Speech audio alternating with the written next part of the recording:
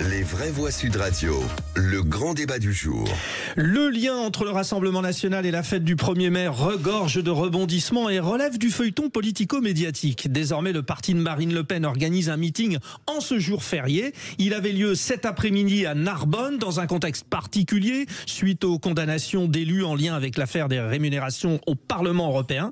Cet attachement au 1er mai visait à identifier le FN puis le RN comme un parti proche des ouvriers. Aussi, nous vous posons la question, la politique du RN favorise-t-elle les classes populaires ? 54% oui, vous continuez à nous donner votre avis, vous intervenez au 0826 300 300. Nous accueillons Aleksandar Nikolic, je vous le disais, député européen, président du groupe RN au Conseil régional du Centre Val-de-Loire. Avant toute chose, Aleksandar Nikolic et vous les vraies voix, écoutons un extrait du discours de Marine Le Pen qui a duré 35 minutes cet après-midi. Chers amis, le 1er mai est traditionnellement le jour où nous rendons hommage au miracle de la volonté et de la foi en notre nation.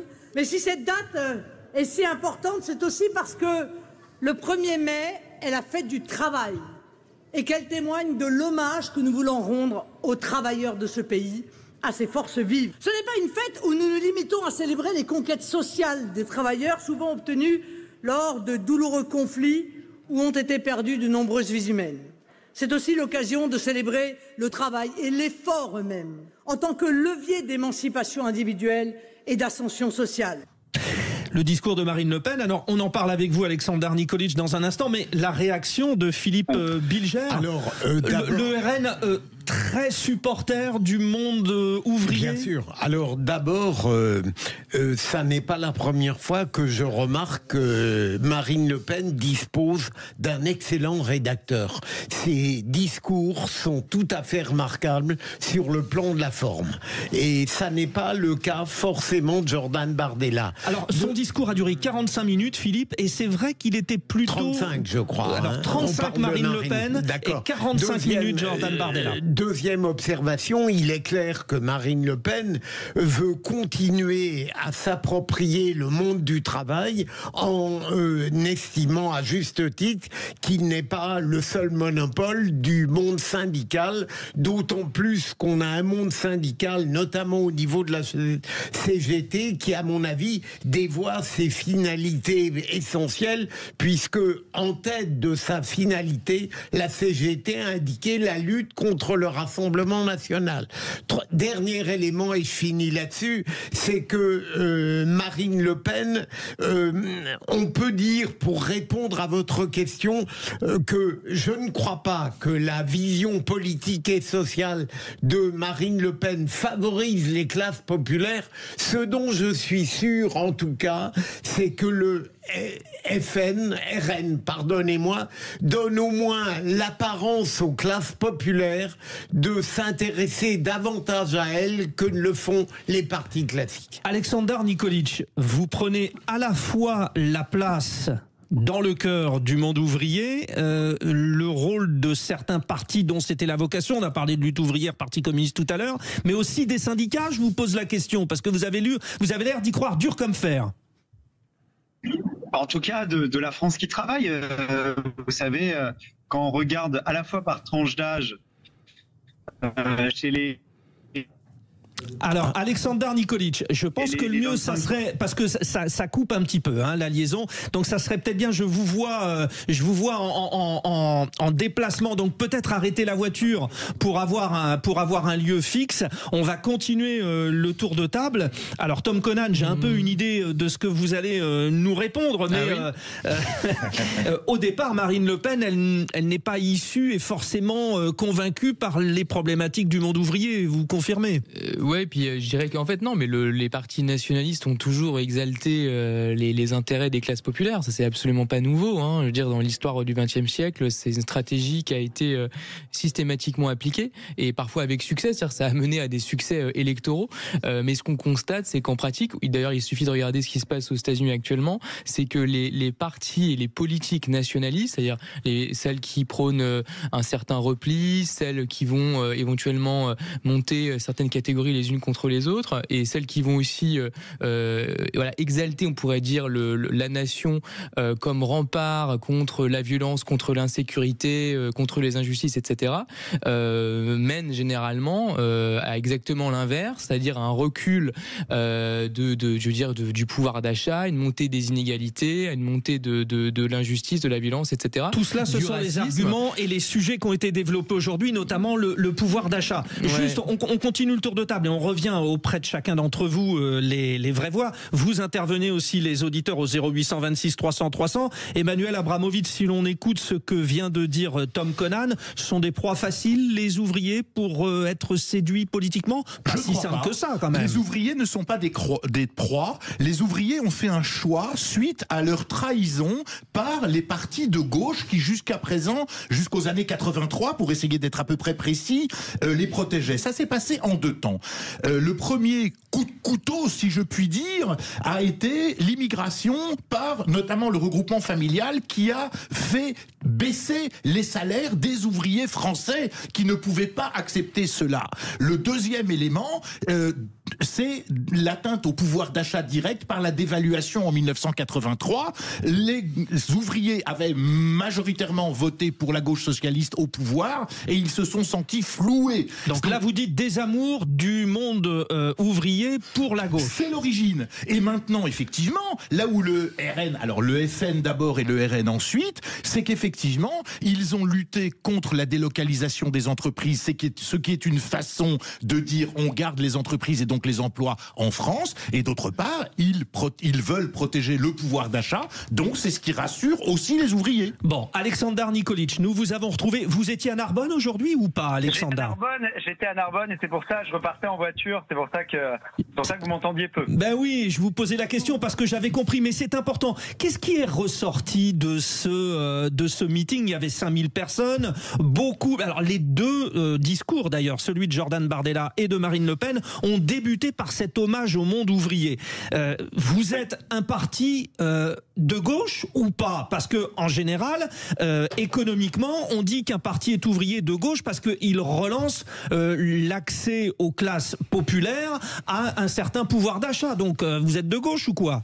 Non, mais c'est pas comme ça qu'il faut se déterminer. En tout cas, on défend des idées aujourd'hui qui, pour la France du travail, améliorera leur vie. Et d'ailleurs, je le disais tout à l'heure avec les différentes enquêtes d'opinion, mais on fait aujourd'hui des scores à 36% chez les actifs, justement chez ceux qui travaillent, même 51% chez les ouvriers. Et le parti de gauche qui est le plus haut, c'est Jean-Luc Mélenchon, je crois, qui est donné le plus haut chez les ouvriers, il est donné à 7%. Aujourd'hui, les ouvriers, les employés, cette France qui travaille, ils votent massivement pour nous, tout simplement parce que ils savent que c'est ce qui leur permettra de gagner mieux leur vie, à la fois avec des possibilités d'augmentation de salaire sur les exonérations de charges sur 10% d'augmentation des salaires, mais globalement une baisse de la fiscalité avec des économies par ailleurs qui peuvent permettre justement, qui pourront nous permettre de baisser le poids fiscal sur les entreprises, qui permettra justement à cette France du travail de gagner mieux sa vie, pour mais vous, aussi avoir moins de dépenses sur les Alexandar Nikolic, pour vous, une question de chaque vraie voix, Philippe Bilger. Je voulais vous demander précisément, est-ce que vous n'avez pas l'impression que le citoyen peut être un petit peu déjà étonné devant ce qu'il perçoit comme une légère contradiction de la part du Rassemblement national entre sa vision régalienne qu'il rapproche, parlons net, d'une certaine frange de la droite républicaine à laquelle, au fond, je suis tout prêt à adhérer, et de l'autre côté, une vision sociale et économique qui peut être perçue, sans mauvaise foi, comme plutôt de gauche. Est-ce que ça n'est pas une sorte de fourre-tout programmatique qui peut déranger un peu les lecteurs? Alexandar Nikolic. Je vais répondre très concrètement.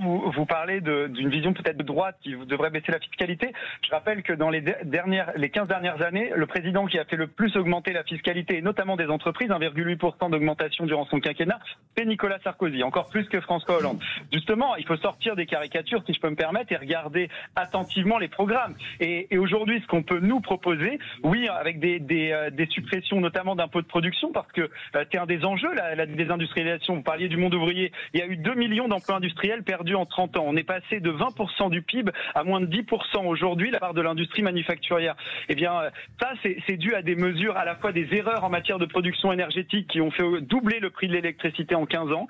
C'est dû à une augmentation considérable de la fiscalité et de plus une mise en concurrence directe avec justement des pays qui n'ont pas ces mêmes règles et qui n'ont pas ce même poids. Et aujourd'hui, à la fois cette France du travail, mais le monde ouvrier, mais aussi les commerçants, les artisans qui sont à près de 40% à vouloir voter pour nous, sentent bien que ce qu'on peut proposer améliorera leur vie. Donc non, je suis absolument pas d'accord. Il s'agit juste de dépenses différentes. On entend bien votre réponse. Par exemple, ferait en sorte que le modèle social réservé aux Français ferait diminuer considérablement les dépenses et pourrait nous permettre de diminuer la fiscalité sur les entreprises, sur les charges notamment. Alexandre Nikolic, les vraies voix veulent aussi vous poser des questions. Ça réagit au 0826 300 300. Les auditeurs de Sud Radio. Simon de Perpignan. Bonsoir Simon.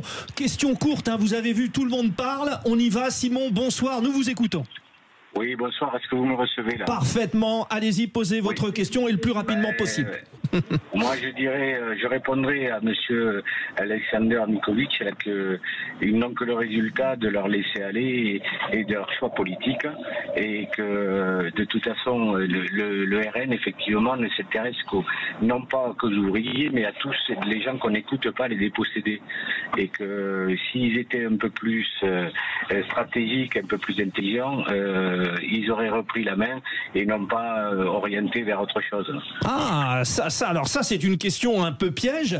C'est vrai que depuis tout à l'heure, Alexander Nikolic, je vous ai dit, vous êtes à droite, vous êtes à gauche. Philippe Bilger vous a dit, qu'est-ce que vous faites économiquement? Ça manque de clarté quand même, ça fait un peu fourre-tout. Question et réponse rapide donc, Alexander Nikolic.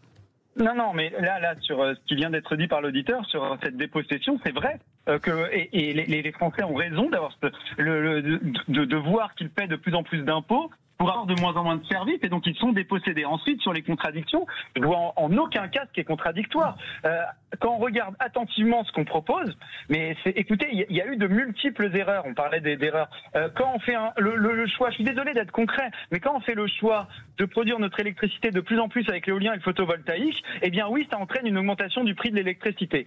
Quand on fait le choix, par exemple, avec des accords de libre-échange, de baisser des tarifs douaniers, c'est des recettes en moins, et en plus une mise en concurrence directe qui fait que certaines filières sont détruites dans notre pays, que ce soit en matière agricole. Ça a été un thème fortement développé. En matière agricole, à 6e. Moi, je suis très concret. Depuis tout à l'heure, je vous ai évoqué sur les impôts de production, sur la manière dont on produit de l'électricité, sur les charges qu'on pourrait baisser, sur la TVA, par exemple, qu'on peut baisser évidemment sur les produits énergétiques à 5,5 et sortir de cette écologie punitive qui rajoute de la fiscalité qui, au final, entraîne qu'on pollue plus. Effectivement, Alexander Nikolic, on essaye de faire court à chaque fois. On va pas refaire tout ce que Marine Le Pen a dit aujourd'hui en l'occurrence, mais c'est vrai que c'était un des thèmes très très très développés aujourd'hui, la crise énergétique. Question pour vous, Alexander Nikolic, Tom Conan. Oui, alors moi, voilà où je pense que l'extrême droite n'est pas du tout crédible sur le terrain de la défense des catégories populaires ou des catégories sociales défavorisées. Et c'est pas spécifique au temps présent, c'est quelque chose qui est beaucoup plus ancien. C'est que l'extrême droite en général, et c'est pas uniquement le cas de l'extrême droite en France, ne s'attaque jamais à une critique du capitalisme. Il n'y a aucune critique fondamentale du capitalisme ou du système économique dominant, appelez-le comme vous voulez, dans la réflexion, si j'ose dire, de l'extrême droite. C'est-à-dire qu'à aucun moment il y a un discours sur les conséquences qu'on appelle les externalités négatives, par exemple, du capitalisme sur l'environnement. Il n'y a aucun discours sur les inégalités, sur la montée incroyable des inégalités de revenus, de patrimoine depuis plusieurs décennies. Je renvoie à plein de travaux d'économistes comme Thomas Piketty, Esther Duflo, etc. Donc il n'y a pas de remise en cause fondamentale. Clairement, ce sont les préoccupations du monde populaire. Répondez, Alexander Nikolic. Le pouvoir d'achat, des inégalités, ça les frappe directement. Alexander Nikolic, réponse aussi synthétique. Non mais écoutez, on critique nous l'évasion fiscale et justement un monde ouvert totalement d'un point de vue économique qui fait qu'il y a qu'on perd justement des possibilités de capter une certaine fiscalité. Ensuite, je suis désolé, vous parlez du monde du travail, vous dites on est moins crédible, vous nous qualifiez d'extrême droite, ce qu'on n'est absolument pas, mais vous dites qu'on serait moins crédible que d'autres. Je rappelle et je répète, justement cette France du travail, au maximum, elle vote à 7% pour Jean-Luc Mélenchon. Les ELV, ils sont à 4.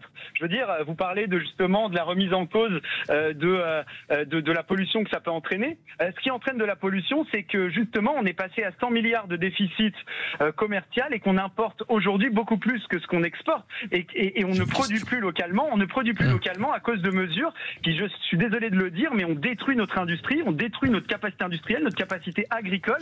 Et ces importations, eh bien aujourd'hui, font que 51% des émissions de gaz à effet de serre sont la conséquence justement de ce qu'on importe à l'autre bout du monde. Donc nous, ce qu'on propose au final pollue moins, nous permet d'être souverain parce qu'on produit localement et on a vu pendant la crise Covid que ça compte, et en même temps il y a une valeur ajoutée avec des meilleurs salaires justement dans la filière industrielle, avec des formations qu'on peut proposer. On a compris, on a compris. Il y a Alexander Nikolic, beaucoup de réactions. Je veux que les auditeurs de Sud Radio aient la parole. Olivier, qui est notre auditeur fil rouge. Olivier, votre réponse, vous, à cette question, le RN, parti favorable au monde populaire ou pas, Olivier? Non.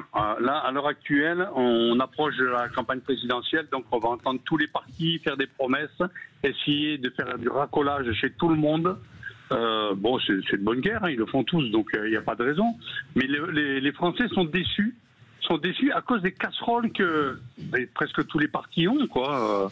Alors les gens, ils étaient réfugiés chez le RN, puis on s'aperçoit que bon, il y a une casserole chez Marine Le Pen.